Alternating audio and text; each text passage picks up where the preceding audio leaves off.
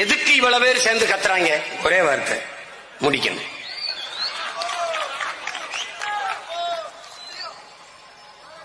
ஸ்டாலின் தான் வராரு, விடியல் வேற போறாரு.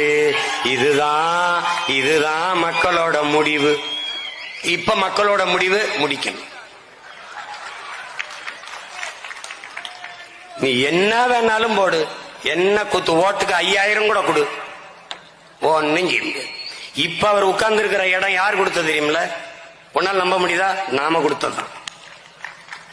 ஏன் நீ நம்ப மாட்டா? 63 இடத்தில் 21 தேர்தலில் வெற்றி தோல்வியை தீர்மானித்தது நாம் தமிழர் கட்சி.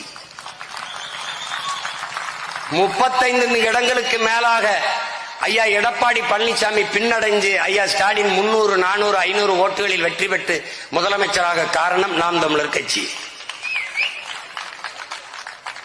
இவர் 500 ஓட்டில் தோற்கிறார், நாம் 15000 வாக்கை வச்சிருக்கிறோம்.